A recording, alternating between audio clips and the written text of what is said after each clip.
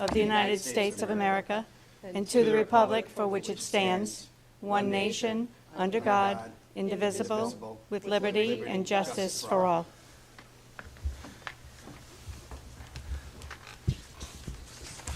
I want to welcome everyone to the October 25th school committee meeting. Thank you for joining. First on the agenda, Mrs. Mendes, do we have anyone that signed up for open forum? Okay, thank you. So I'll go into the consent agenda. I'll make a motion to approve. I'll second. All those in favor? Thank you. We'll move on to new business. The first topic at hand this evening is the NESDEC Awards, one of the best parts of our job. Dr. Sanchioni? Thank you, Madam Chairman. Yeah, it's one of the best meetings of the year, and we get to recognize two very special students that go to Tiverton High School. What I want to do tonight is tell you a little bit about the award, and I'm going to call upon Principal Craven to tell you a little bit about our award winners. The NESDEC Award, the National School Development Council Award, is presented to two seniors annually, and the criteria for the award are twofold: top academics and demonstrated leadership qualities. And I can't think of two greater things to possess as you move forward from Tiverton High School onto your career, hopefully on to college. The award is presented to two high school seniors at almost every high school in New England. The award is designed to be presented at this time of the year because the timing coincides with the time when seniors are applying to college. As the award is presented on a wide-scale basis to every high school in New England, many college admissions offices recognize the award as a mark of distinction. So hopefully this will help our two candidates as they pursue their college careers. But to tell you a little bit more about these two award winners, I'd like to call upon Principal Craven.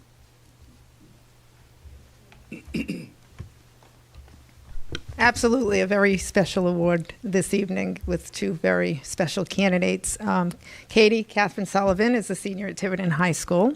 She has a very strong work ethic. Because of that, she achieved honors during her junior year and is on course to do the same during her senior year. She's self-motivated, she's mature, she has a passion for art, and she's extremely creative. As a leader, Katie is involved in the Peer Help and Network program, the GSA, chess club, and drama club.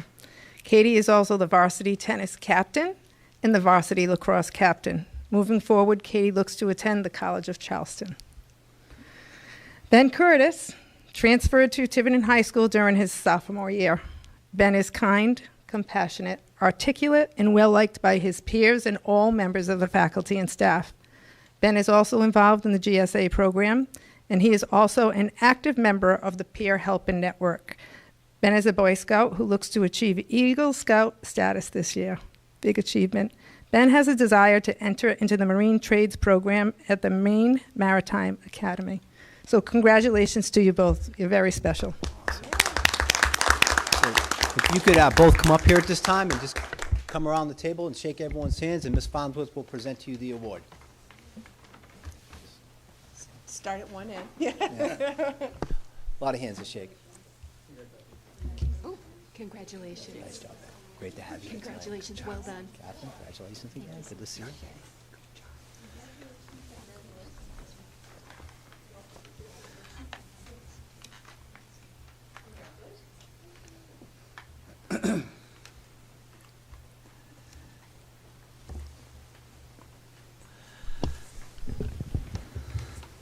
Do we have anyone on the committee that'd like to say anything?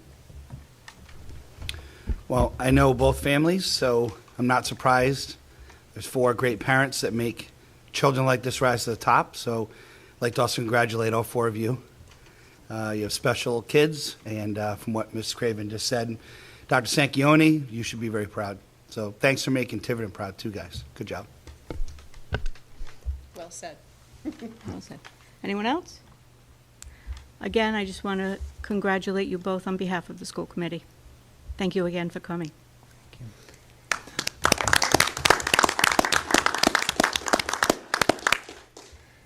Okay. So you don't have to stay because we're going to go on to an oil bid, and I want you to feel compelled. They probably have homework. But Dr. Sanchioni, I really liked having people. Yeah, no, I here. like having them here too, but I know what seniors are going through. Thank you for coming. Thanks, guys. Have a good night.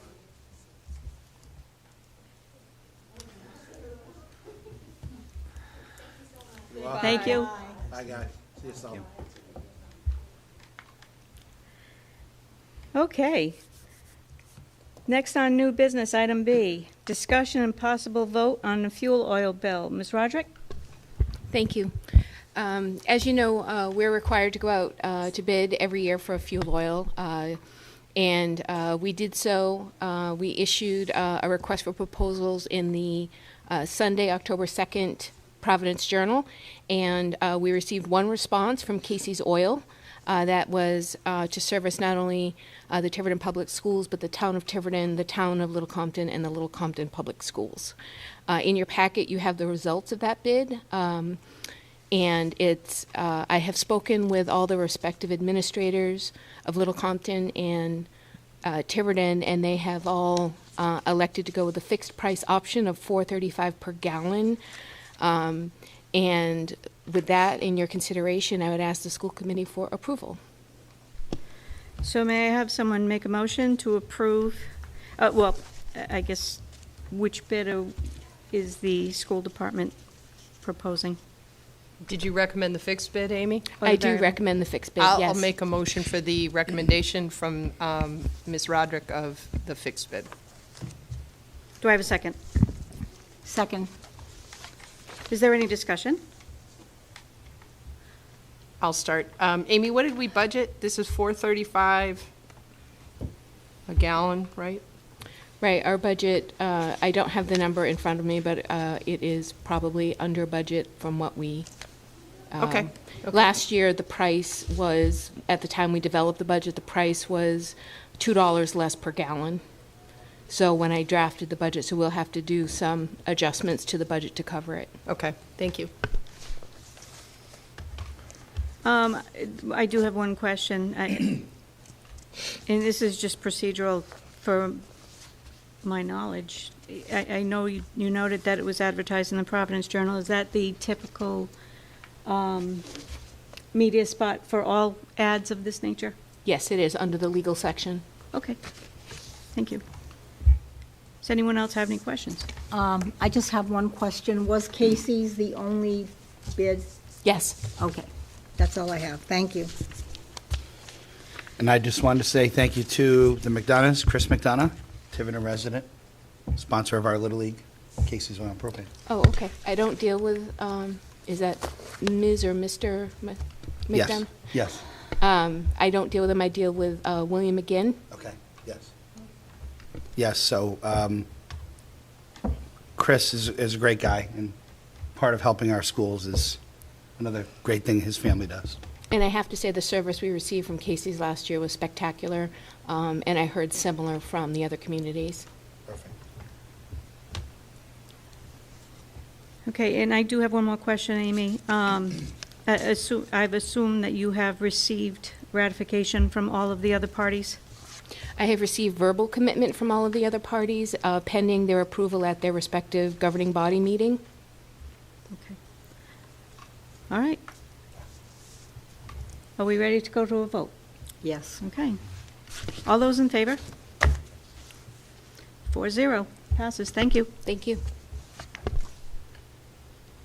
Okay, next under new business, administrative goals. Dr. Sanchioni. Thank you, Madam Chairman. As you see tonight, I'm going to ask three of our administrators to present their goals to you.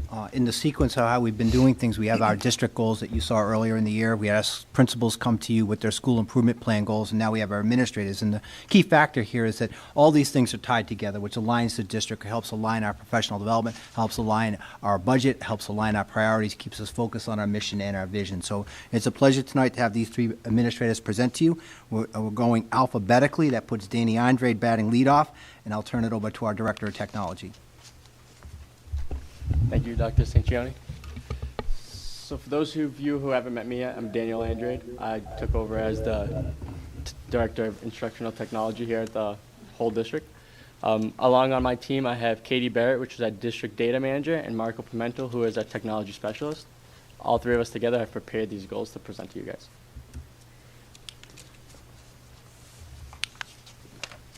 So first I want to share with a vision that we put together. I'll read this out loud, so don't worry about trying to read the small font up there. Our vision for technology at Tiverton Public Schools is that we envision using technology to further a learning community where students are engaged in challenging curriculum that is focused on inquiry-based, hands-on learning. Students are comfortable using technology, and students take responsibility for their own educational success. Educators use technology to support all learning across the curriculum. They function as coaches, mentors, advocates, and managers of information through ongoing, comprehensive professional development. All educators acquire the knowledge and skills to integrate technology into a challenging and interdisciplinary curriculum which addresses students' specific needs, development levels, and learning styles. Administrative functions, including those performed by instructional staff, are fully automated, thereby allowing more of the school system's energy and resources to be focused on student education. The schools become an environment where all students and staff have ready access to a full range of current technology, software tools, and applications. The schools have knowledgeable staff and external resources such as parents, community members, businesses, higher education, and network resources to further the curriculum goals. So we broke down our technology goals into like 3 main categories, which is enhancing school safety, highly effective Tiverton Educator, and our one-to-one device program plus. So first we have enhanced school safety. So we've been working with Cox recently to enhance our security cameras, and starting from the cameras all the way through the end servers that run our cameras, where we have a project going with them to upgrade everything through our whole school district to faster, better, more reliable cameras, and also keeping our security cameras on one network. So even if the school was to lose Wi-Fi, our cameras are always online. We're also working with them to eliminate any blind spots that we have on exterior cameras and adding interior cameras to cover up any weaknesses we have there. And our PA system, any spots in the schools that we couldn't hear the PA system, we're working with our provider on that, on making sure that everybody anywhere in the building has access to the PA system in case of an emergency. We're also making sure that our safe rooms in every building is fully equipped with the latest technology in case of an emergency. There's no issues on that end as well. And then we are piloting our Raptor visitor management system at the high school, which is a quick background check using like the parents' ID cards or any guardian that comes to pick up the student. So we run that quickly on them at the high school, and if it works well here, we're gonna go with it district-wide. Our second goal is the highly effective Tiverton Educator. In our profile of an educator, a highly effective Tiverton Educator will consistently integrate technology as evidenced by redesigning 10 or more lessons that align in the curriculum to enhance learning for all students. We plan to push and to give our educators the resources needed for them to reach that expectation.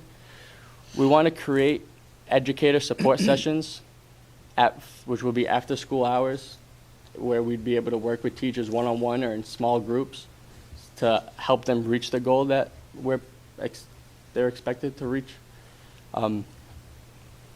These support hours would be located at the schools, so the teachers that are at elementary schools won't have to go out of their way to come to the high school and meet with us. We will set it up in their buildings, and we just want to make ourselves more accessible to the elementary school teachers when they have longer work days than the elementary school the high school teachers.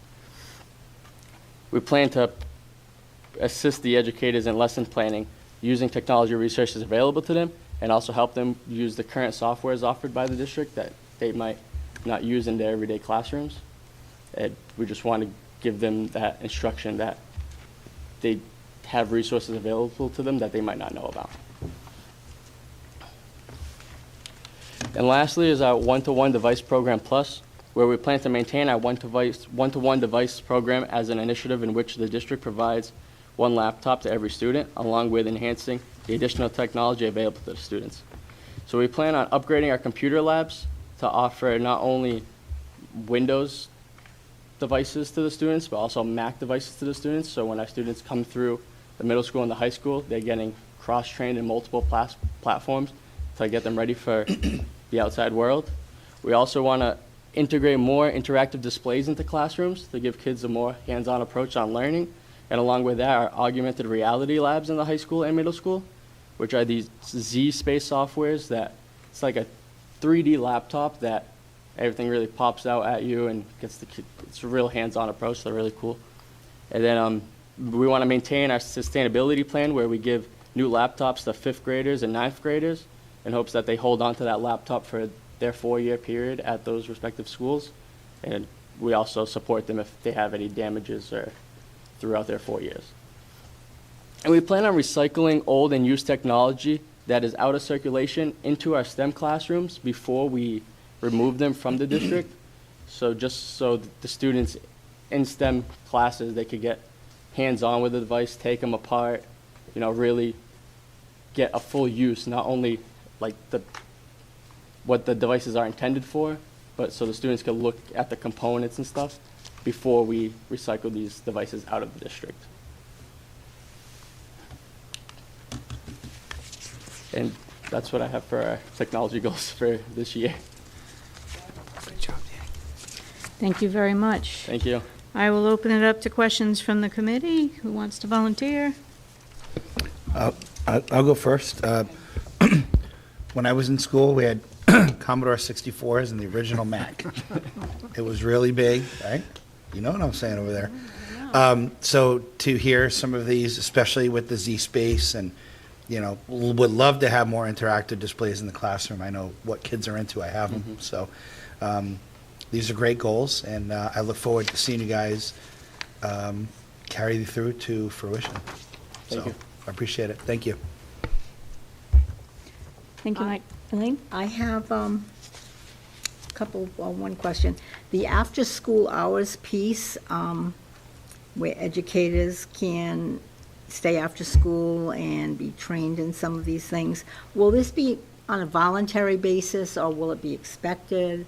This would be voluntary for the staff. It'd be Okay. expected from me and my department. We're going to make those hours available on the website so teachers know what location we're going to be at Okay. what school. So they Okay. could plan and say, hey, like, you know, the tech guy is going to be at Fort Barn on Tuesday. Mm-hmm. So the Fort Barn teachers can expect us to be there for an hour after their Okay. after their job is done. If they would like to meet with us, we'll be there available for them. Great. And will they be compensated for that time they stay, or? No. I'm just throwing it out Yeah. there. Yeah. I'm sure if they're learning something and it's an hour here, they'd be happy to be learning. It'll be a quiet time with no interruptions. They'd be glad to have that time. That's all I had for now. Thank you. Thank you. Sounds exciting. Thank you, Elaine. Deb, anything? Could you just expand a little bit more on the Raptor technology? So yeah, so the Raptor Technology Visitor Management System, it's a software that runs a quick background check on anybody that comes to pick up a student. So if they're not on the student's approved guardian Right. list, this is how we'll run to make sure if it's a friend or somebody that has parents' permission to pick up the student, we just run that and it kind of gives us their information in our database because they're not on the approved pickup list. It's sort of, it's like a click. Do we ever have yeah. anyone that's not approved picking up a? There's always emergencies in families and things like that, and parents will call in and say, hey, I'm sending Uncle Joe over. And Sorry, my call. we try to be as cooperative as we can, because we understand families sometimes change, and Uncle Joe may not be on the emergency slip that they sent in August. So this is a way just to do a Yeah. real quick, hey, is there anything that might concern us? And might And it's have for to all call back visitors and into say, our Uncle building. Joe can't have him. Right. Okay, thank you. I think it's very fast, isn't it? Yeah, it's really quick. I know some districts in Massachusetts use this, so it's not brandy new, but I think it's very good tool. So, anything else, Deb? No, thank you. So along the same lines, but I'm the one that's always worried about the money. This Raptor visitor management system, is this a lease system, a system we're going to purchase? Is this something that Cox supports for a fee? Could you tell us a little bit about that? This is something we already have purchased, and it was budgeted for last year. I would, It was in the tech budget last year. yeah. Okay. And I'm sorry if I'm putting you on the spot, because you weren't here last year. I get it. Just kind of curious. I think the goals are great. I think you did a great job presenting. I think I'm especially impressed with the fact that your department will be reaching out to the educational community, you know, being collaborative with them. I mean, that's how it works, right? So everybody works together. You offer your support in your area of expertise, just like they offer their support to their kids. So I do applaud you for that, and I thank you for a great presentation. Yeah, I'll tag on too. I'm excited to see that safety is The priority. Yeah. one of those priorities. I mean, unfortunately, we live in a world now where, you know, you can't be too safe. So I'm real excited about all of the work you're doing with that area. Thank you. Everyone else? Okay, thanks very much. Thank you. All right, Ms. Krager, Director of Special Education. All right, thank you, Dr. Sanchioni.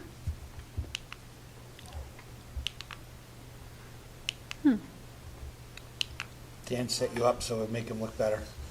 Give him the, watch, he'll fix it. Come on. It's on her computer. Can you use her? Oh, There we go. you're just going to do it for me? Okay. Tag teaming.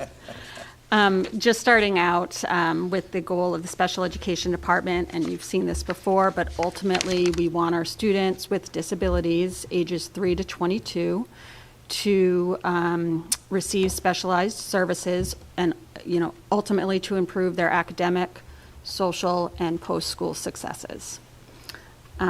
In doing so, we still like to align all of that with Tiverton Public Schools mission statement. And there's 4 areas in which special education really kind of aligns with that. So the first one is high expectations, where we maintain high expectations for all of our students. Students with special needs, oftentimes that can be lost. We have high expectations for all of our students. We have RICAS scores for our students, but in everyday pedagogy and everyday teaching, high expectations for our students with special needs is at the utmost importance. And that goes for not just special education teachers, but our regular education teachers who are with them for most of the day. And the next 3 really go into the law. We believe in appropriate identification of students. When we identify students with special needs, we go through a pretty rigorous process of services that happen in the regular classroom or through interventions through a reading specialist perhaps, or a math specialist, or even a independent behavior intervention plan. And then we do lots of evaluations to ensure that we are appropriately identifying students in their area of a disability. And then we do want to increase our learning in the least restrictive environment. You've heard me talk about that before, and that really is the law, and how we can engage our students in the regular classroom and provide them with that specialized instruction creatively. Many of our special ed teachers are in the regular ed classroom and teaching alongside or doing some creative teaching in the regular classroom. And then it goes to the IEP goals itself. You know, again, we identify a student with special needs. We, through that comprehensive evaluation, we indicate their skill deficits, and that's what the IEP is based on, their skill deficits and how we can provide them the specialized instruction to close those gaps. Okay, thank you. And then before I go through my goals, one of the things that we look at is where are our students with special needs in Tiverton Public Schools? What categories kind of are they falling under? So there are 13 different primary disability categories. I have there the 4 that most of our students fall into. As you can see, we have 313 students as of June 2022 who receive special education services. So 30% of those students are eligible under a specific learning disability. Specific learning disability can be in the area of reading, writing, or math. And then the three other categories, there are other health impairment. Students that fall under that category and require specialized instruction may be a student with attention deficit, hyperactivity disorder, a student with epilepsy, sometimes students with diabetes, and the way that kind of affects their blood sugar level, affects their ability to maintain and sustain attention, and then require specialized instruction. And then we have students who are categorized under developmentally delay. And this category only goes up to the 9th birthday.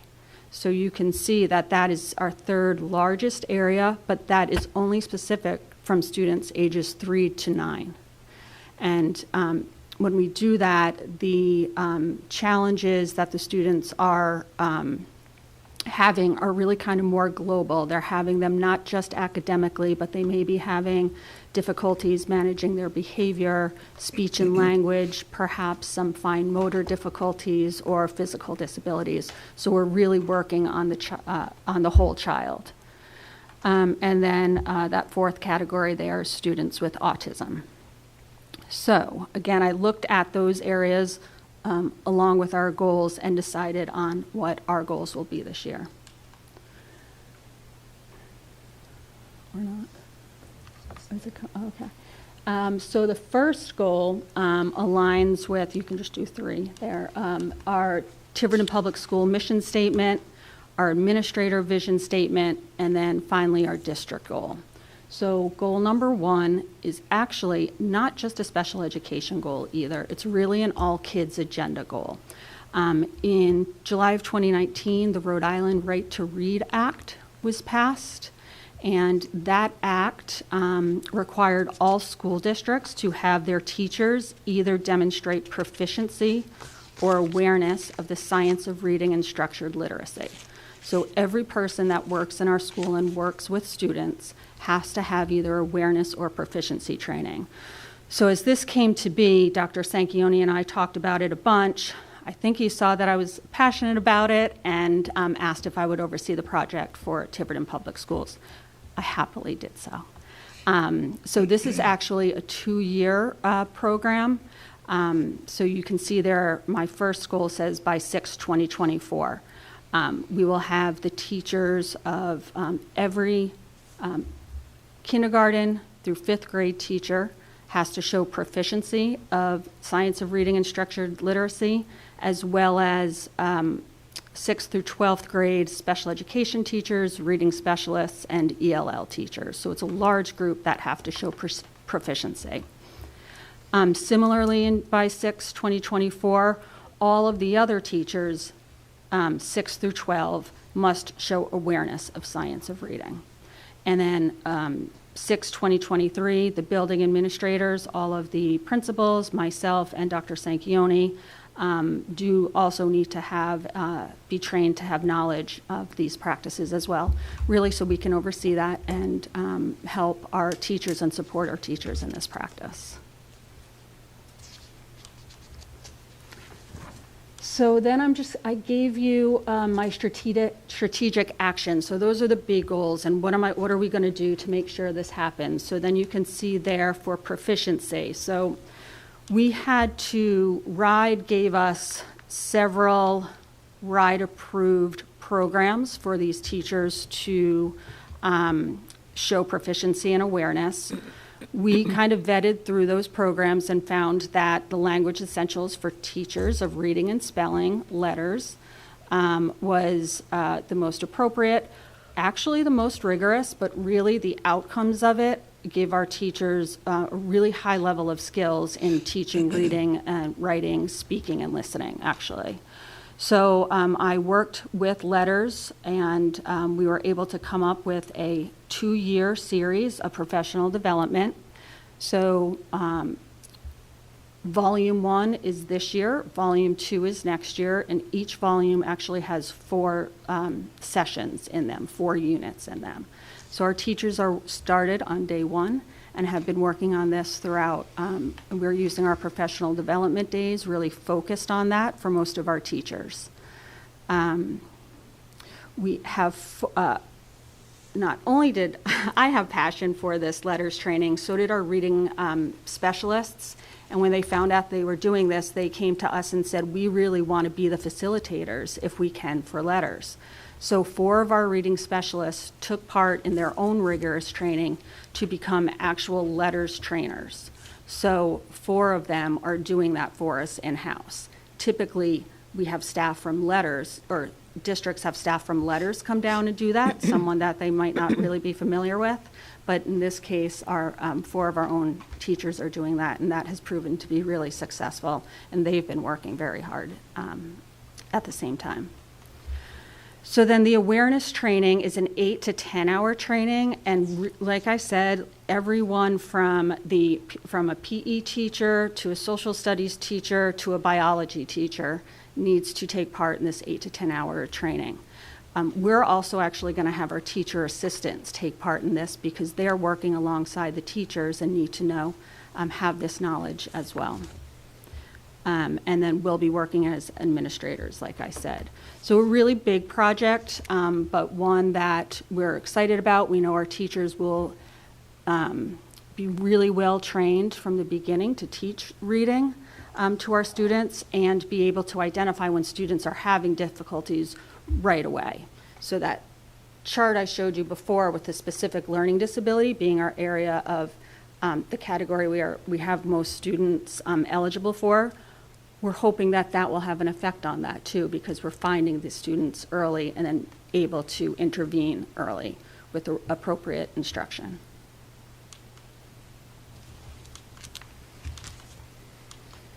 And then similarly, my goal 2 aligns with those 3 areas there. So goal 2 is more program enhancement. I'll put my hat back on as the special education director for this one. We really want to improve our specialized programs that we have here in Tiverton. We have 3 programs at Fort Barton. We have 1 at Ranger, 2 at Pecasset, and 2 at Tiverton Middle School.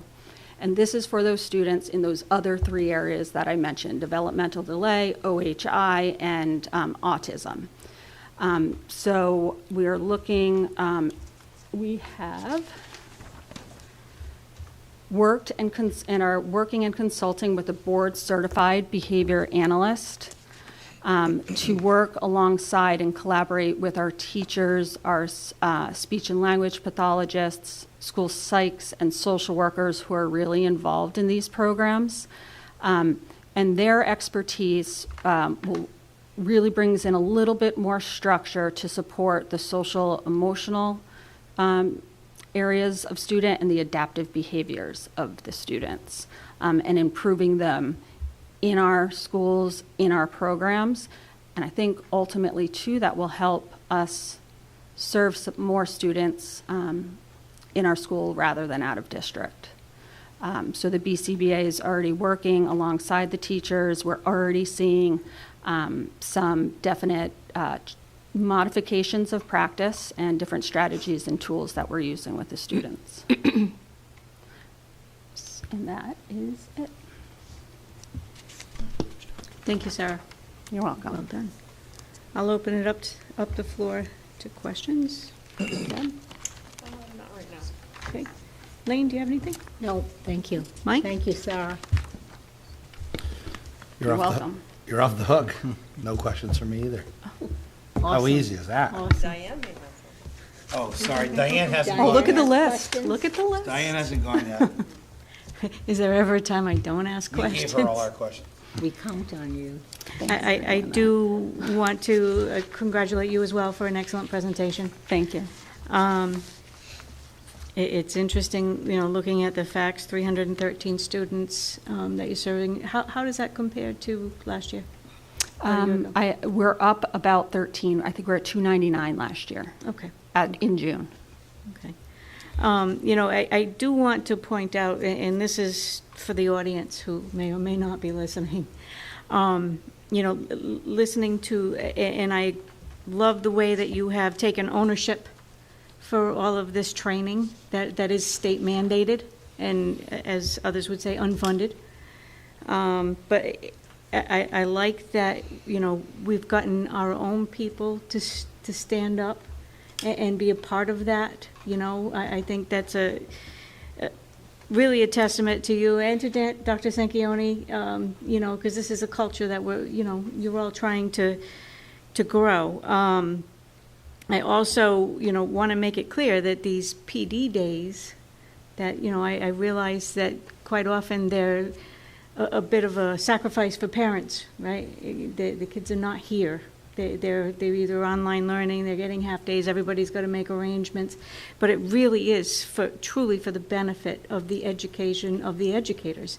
You know, there's constant changes in requirements, changes in the field of instruction, and that's really the best way that we can make sure that our educators are the most trained that we can make them. Absolutely. So that they can deliver the best product to their kids. So I just want to call that out, that, you know, while these PD days are sometimes a little bit tough on parents, you know, it's all for very good reason, and it's our teachers, our educators, our teacher assistants, in some cases, they're getting the benefit of better practices. So thank you very much. You're welcome. Okay, that's all I had. Deb, did you want to? Yeah, I just, for that first goal, talk to me a little bit about, so educators have to demonstrate proficiency.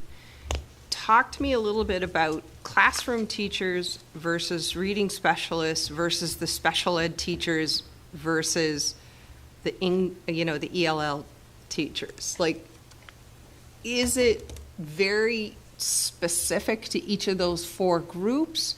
Is the proficiency more general? Like, I'm just trying to peel back the layer a little bit and see.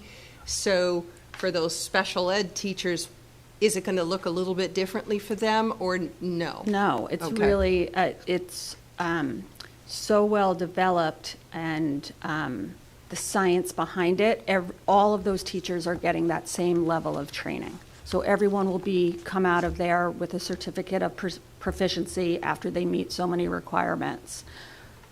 Some of the special education teachers already have another level of training that they're already using. Same with reading specialists, but this is really everyone having that same level of training. So a lot of those diagnostics and then interventions can happen with any teacher. And then, of course, then we collect more data on that. And then students might need additional instruction from a special educator on top of that. But we know the students are getting the right reading instruction right from the beginning. Okay. And not just so general. It's going to be really more individualized. Okay. Thank you. Did that was answer it. your question? Yep. Yeah, okay. Thank you. Anyone else? Okay, I will close, and thank you, Sarah, once again. You're welcome. Okay, moving on to our Director of Finance, Amy Roderick. Okay, Ms. Roderick. All right, thank you. So let me just, there we go. Just preface the presentation here, which should be fairly quick, given the accounting nature of it. I wanted to put out there that I see my role as a support role to the district, not just the bean counter in the back room that. And I've spoken to Dr. Sanchioni about, ways that I can help move the district forward. And in my particular case, that has to do primarily with the finances. And so as accounting and task-based as some of these goals may be, I really do believe that in the long run, these will help move the district forward. So.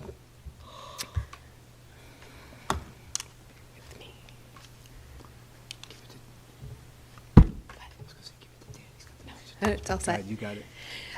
So my first goal, I know in the past few years we've had a budget that had a budget book and presentation that provided an inordinate amount of information, which is both good and bad. In some instances, it was too much information. In other instances, it wasn't enough information, and it wasn't necessarily appropriate for every audience. And so my goal, not only at the request of Dr. Sanchioni, but at the request of the committee, is to reformat the budget documents we work with, whether it's having a more detailed version to work, with the school committee, and maybe a more summary version to work with the town. I don't have an exact format in mind yet, but I think it will help communicate our needs and our points better if it's not so much like a spreadsheet.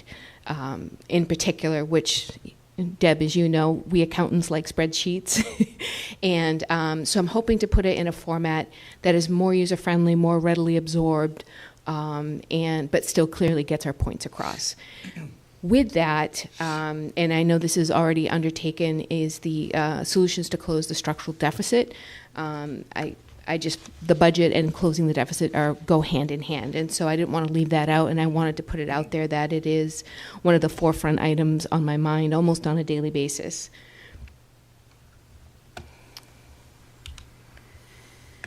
So my next goal, again, we, in the past couple of years, have gone through an extensive capital plan development. We've utilized a particular architect for some time, and working with Dr. Sanchioni, he asked me to sort of spearhead the process of going out for qualifications for the architects, and then working with him to make a recommendation to the budget committee.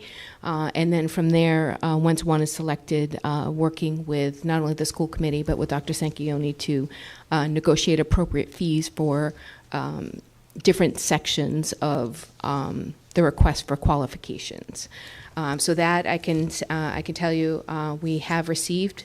That process has been started. We've received bids, and they have not been opened yet. And Dr. Sanchioni and I, over the next few weeks, will go over it and make a recommendation to the budget committee.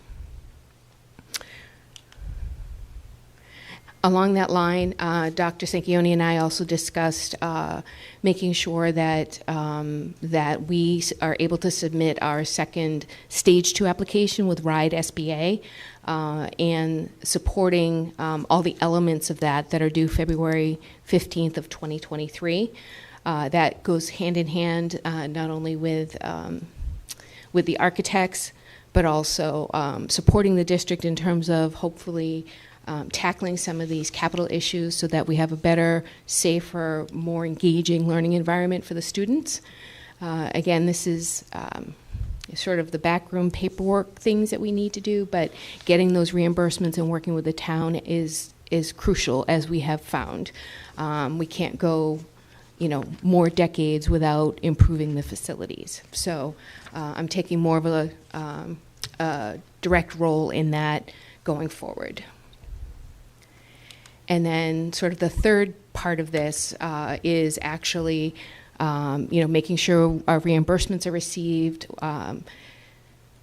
I use the word oversight of capital projects, but working directly with the architect and the general contractor and so forth to just make sure things are done on time, done within budget, working with Dr. Sanchioni and the building committee and the school committee if there are any issues, just to again, tie it in one-to-one with my day-to-day responsibilities so that at the end of the day, the district is better for it. And that, like I said, I was brief. You like brief. Thank you, Amy. I'll open up the floor to questions. I'll start with Mike. So, coming up on my second year, I would say the one thing that I greatly appreciate more is having the continual discussion about closing the deficit. Mm-hmm. I think the town, the municipal residents, they find every opportunity to ask about that when I'm in the community. So I think that was one really good ad. I think that was on the advice of our vice chair, and I'd like to see that continue, and hopefully we will get there. And I know that I have confidence that everything else you'll do a great job. Thank you. You're welcome. Elaine, did you? I have no questions, thank you. Thank you. Deb? Just for clarification, you said that once you have the architect and engineering firm bids, you were going to work with a recommendation for the budget committee. Did you mean the building committee? I'm sorry, the building committee. Okay. That was my error. I'm sorry. That's okay. Not that The budget committee, I'm sure, would have lots of Anytime I said budget committee, I mean the building things to committee. say. And is it the same thing where you say work directly with the school committee? You mean building committee to submit the stage 2? Well, both, actually, because the school committee is actively involved in that as well as the building committee. So on that slide, it says budget committee. And again, just because I know the budget committee has less of a role with that, it's really school committee, building committee, town council. I just wanted to make sure that I understood who the players were, and I think you meant building committee. I did mean in building opposites. committee. Okay, that's perfect. So obviously, building committee, but I had the budget on the brain, so. Yes, I could tell. But I'm very excited to see the coordination and the follow-up for the 5-year plan and work with the architects. I think that's going to be really important. So it's fantastic that you're taking point on that, Amy. Thank you. And that's all I have. Thank you, Deb.